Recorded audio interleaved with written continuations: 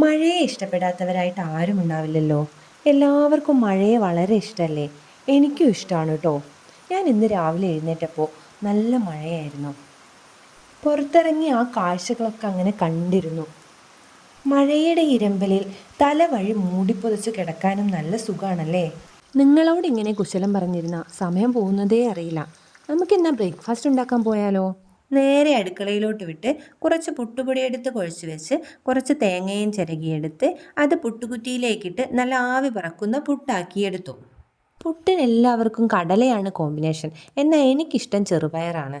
കുറച്ച് പയറെടുത്ത് വിസിലടിപ്പിച്ച് അതിലേക്ക് കുറച്ച് തേങ്ങയും ഒഴിച്ച് തിളച്ച് വരുമ്പോൾ കുറച്ച് കറിവേപ്പിലയും ഇട്ട് മാറ്റിവെച്ചു.